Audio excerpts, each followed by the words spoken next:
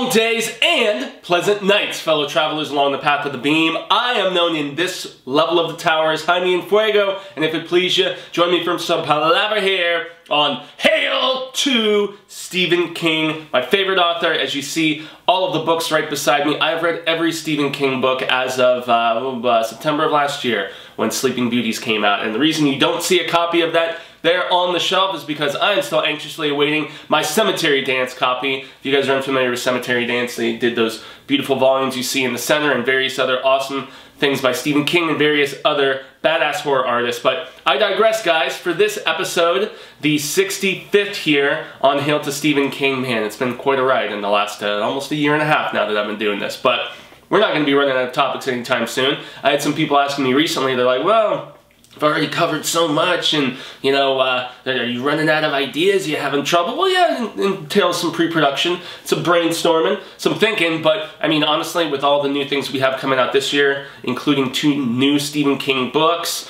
new TV series like Castle Rock, many anniversary coverages that I'm going to be doing, like Pet Sematary, The Stand, yeah, we're not slowing down anytime soon. But the topic of this video is one that has been it's been brewing for quite a while, and if you guys saw the previous episode, number 64, where I talked about my favorite crossovers in Stephen King, I mentioned that, yes, I was also going to do a companion piece where I was going to be discussing my most wanted crossovers, and this actually stems from a question asked by a viewer by the name of Chief. That's all I got. I don't know if he's of Native American heritage or if he's a big Halo fan or what, but long story short, his question basically was, if you had like 3 different stories where characters could cross over, you know, what would they be? Well, guess what? I cranked that shizzle way past that. I went up to 10 different ideas for my dream crossovers, and so this video is basically going to be me like doing the elevator pitch, being the pitch man,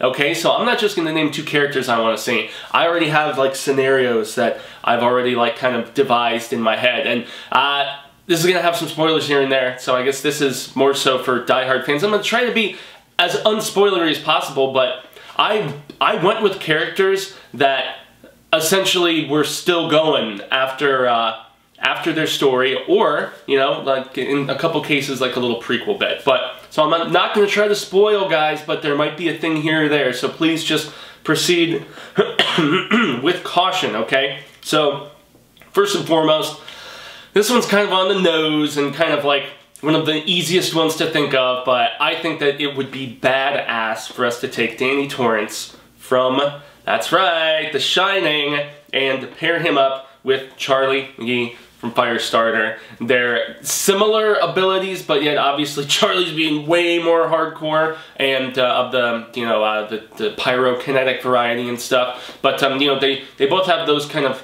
telepathic, you know, just the stuff that King was so just, man, he was into it, especially in the late 70s, early 80s, between The Shining and The Dead Zone and Firestarter. I mean, he was really into, and Carrie, obviously, too. So, see the 2 of them team up at some time, you know, I'm honestly thinking maybe it would be better if it was before Dr. Sleep, you know, so in between Dr. Sleep and The Shining. So before Danny turns into this, you know, just alcoholic, you know, just crazoid that we meet at the beginning of Dr. Sleep. So place it in between then, you know, maybe as like a teenager or, I don't know, early 20s, and they team up, and him and Charlie are going after the shop, and they're going to take down the shop. You guys all know the shop from Stranger Things, right?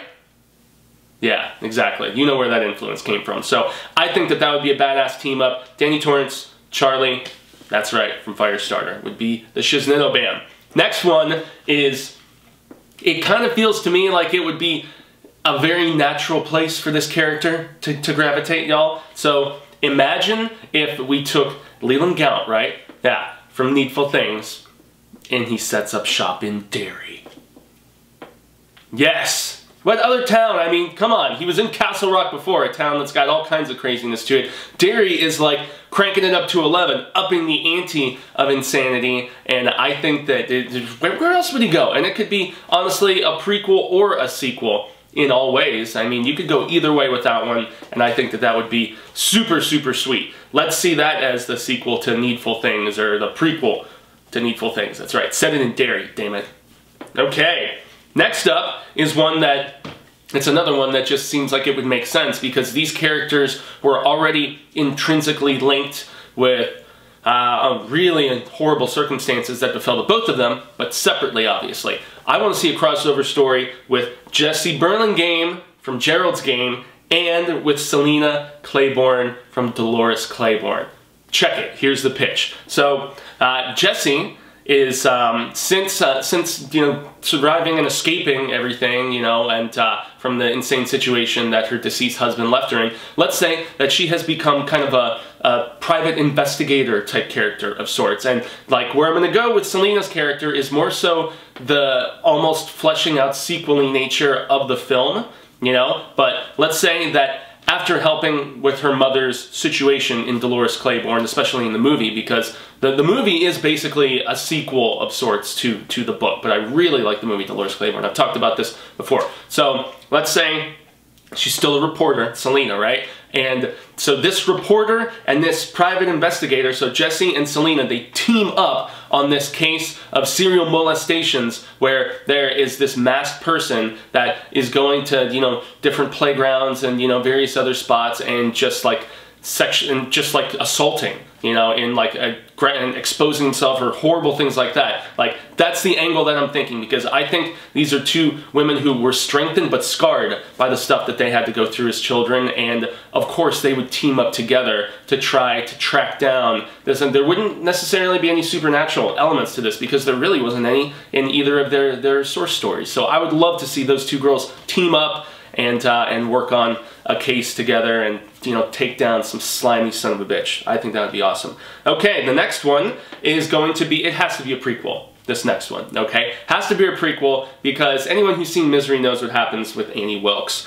But there is so much history that we could explore with her, guys, seriously, because she was like this nurse, like the kind of, their caregiver kind of thing. I mean, she worked at a bunch of different hospitals, various places and stuff. And she did some horrible things. Seriously, she terrorized, she killed, there's all kinds of horrible shit that when when the author, when Sheldon is going through all of the newspaper clippings and stuff, the sick bitch saved her crimes so she could revel in them and remember them, and it's horrible, horrible. But imagine Annie Wilkes working at Shawshank as a younger girl, let's say like 20s or 30s, something like that. So Kathy Bates' crazy bitch character from Misery, yeah, at Shawshank. I think that would be sick. And you know what? The more I think about it, these sort of crossovers that I'm mentioning here, this is what Castle Rock, the TV series, I predict is going to be all about. I feel like it's going to be taking characters from the Kingverse and just putting them in new situations. You know, like the stories that we haven't seen told with these characters, and it's going to be like Easter Egg City. You think Haven was big on those? Whoo, boy. Yeah, so that's my next one. Annie Wilkes working as a younger girl at Shawshank. Crazy. There's so much we could do with that.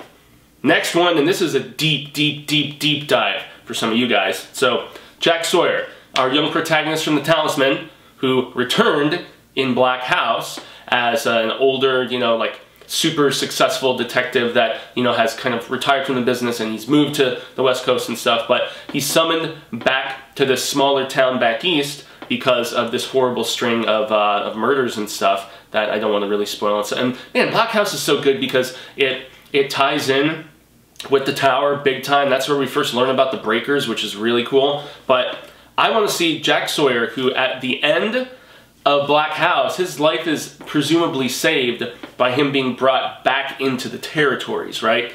So let's say a healed Jack Sawyer is hanging in Delane, and who has returned to Delane to redeem himself and help out his brother, but Thomas. That's right, Thomas, the younger, chubbed out brother, who in the eyes of the dragon, he basically screwed over his brother and became the king, and, you know, with Flag whispering in his ear and stuff. And so let's say Thomas of Delane returns to his brother and basically says, you know, that warlock that we thought was dead?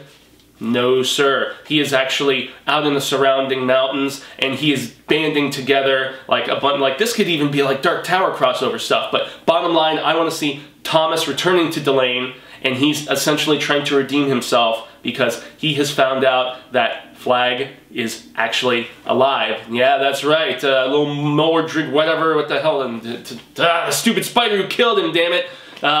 Yeah, you know how King always has kind of brought Flag back, like he dies and he regenerates and all this craziness? Yeah, let's presume that that has happened, and Jack Sawyer's just hanging in Delane after leaving that, you know, the area of the territories where he recovered, and he's chilling in Delane, and yeah, him and Thomas team up to go after Flag. How badass would that be? That'd be sick. Anyway, let's get to another one. So this is a fun one. Bill Denbrough, after, you know, vanquishing the evil along with the rest of the Losers Club, at the end of it, he returns to England, and, you know, him and his wife, she's recovered, and years have passed, and everything is okay, but unfortunately, he has writer's block setting in. Yeah. And what does he do for some inspiration but go to investigate some rumors that he has heard from a few people on just like various writing circles and, you know, rumor occult circles that he likes to just kind of, let's say like this is a much older Bill Denbrough, and he's like been going over like horror message boards in different places trying to just hear certain, I guess, folklore, certain, you know, legends about places and stuff, and he comes across Crouch End. Yeah, dudes, ladies, yes, yes, yes. And Bill goes to investigate Crouch End. Crouch End was an amazing short story that appeared in, I believe it was either Skeleton Crew or Nightmares and Dreamscapes. Can't remember. Damn it, damn it, damn it. But in any event, Crouch End, super Lovecraftian, super creepy. It's basically this small kind of quiet town like outside of London that, yeah, it's totally like there's a gateway to another evil. There's like a thingy in Crouch End. And so let's say Bill goes to investigate Crouch End. How sick would that be? Be awesome. Alright, let's jump to another one. And yeah, this is one that's going to be controversial. Yeah. So I'm basically envisioning Lacey Landon from Lacey's story, right? And so after getting terrorized by the super fan of her husband's and stuff and all that, she has decided to pack up and leave Maine, and she has moved to Chicago. So she's in the Chicago area, and while in Chicago, she starts attending a self-help group for just victims of violence at the hands of men, like both the domestic variety or, you know, or if they were, you know, raped or something horrible like that. And who does she happen to meet in this little round table circle help group? But Rose Daniels. And unfortunately, those shades of just kind of sinisterness that Rose was fighting against at the end of Rose Matter, where, you know, even when she got like remarried and stuff, like she felt the evil almost that had just a little had rubbed off from the insanity of her husband and whatnot. And so let's say her and Lacey strike up a friendship, and then Rose kind of starts to get obsessed with Lacey, and it just takes a very strange, sinister turn from there. Yeah, I'm talking changing a character big time, guys. Hit me in the comments. Tell me what you think. Alright, there's only a couple more left, and yeah, there's some fun ones. So we're down to our last three, actually. So I think this would be a badass crossover. Check it. So we've got Ben Mears and Mark Petrie from Salem's Lot. So we know they burn down the lot and everything at the end of the book, and One for the Road has people, you know, sadly driving through when they really shouldn't. One for the Road is fantastic, as is Jerusalem's Lot, the prequel. But this isn't going to be a return for Ben and Mark to Salem's Lot. This is going to be Ben just basically just having not talked to Mark in quite a while. Let's say they went and were vampire hunters for hire and went from place to place after taking down Salem's Lot for a while, trying to find other covens and areas where this sort of thing was going down. And they end up just, you know, Mark is continuing to just fight with himself, which is, you know, why he went to the confession and everything in the book, and, you know, because he just was having trouble just rationalizing what they were doing and just hanging with it and being okay with it, right? So, lo and behold, Mark gets contacted by Ben for the first time in like a decade, and he proceeds to tell him that he saw some of these tabloid articles about this alleged vampire killer, which was written about in the Night Flyer. And basically, Ben and Mark re-team to go after Popsy or the Night Flyer or whatever the hell you want to call him. Yes, there is a connection between those tales, in case you guys didn't know. Both from Skeleton Crew. I think this would be sick. I would love to see the two of them vampire hunting again, going after another super strong vampire. And, you know, the way that he was, I love the Night Flyer. That's actually one that I do not own. And Miguel Ferrer, what a performance, man. Rest peacefully, sir. You were terrific. He was terrific in the stand also. But, yeah, that's what I want to see. I want to see Ben and Mark reteaming as vampire hunters and going after the Night Flyer. What? All right. We're down to our final two. So, at the end of the stand, spoilers, Franny and Stu, they decide to leave Boulder and they go back to Maine. Franny was from Portland and stuff, and you know, they have their new child and everything is hunky-dory, but they were supposed to be trying to start a new, like, free zone, you know, type area over there, like a new cell, so to speak. And let's say that just around Maine, they hear from some fellow survivors about a strange ground where, and then let's say that as the stand progressed, like, some of the newborns, in fact, were susceptible. So some that were born were, you know, lived, and some unfortunately caught the virus and died. And let's say that some that caught the virus and died happened to be buried in a little place in Ludlow where there were some Micmacs that found out the ground had gone bad. Yeah. Or just regular, you know, let's say people from, they don't die from the flu, they just die from whatever other reason, and they just get buried in this soiled ground, and we're dealing with something totally different, man. Yeah, we're talking about a Pet Cemetery, the Stand crossover, the likes of which could be amazing.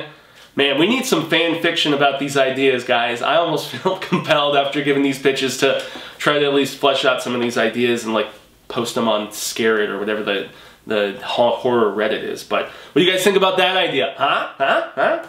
So we're down to the last one, and this is one that I think people would, like, crap their pants over because it just sounds so awesome in my head. So we know the Losers Club, after they vanquished Pennywise, like, they all still hung out, like, some of them, like 4 or 5 of them at a time, but they pretty much never got the entire gang back together.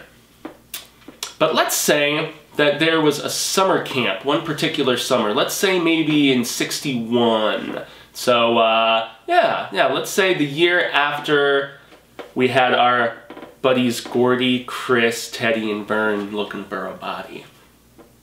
Let's say all these kids end up at summer camp together. Hell, even throw in, like, Henry and, you know, Beeve and Jonesy. I didn't like that book, but I liked the stuff with the kids and I liked the chemistry between them.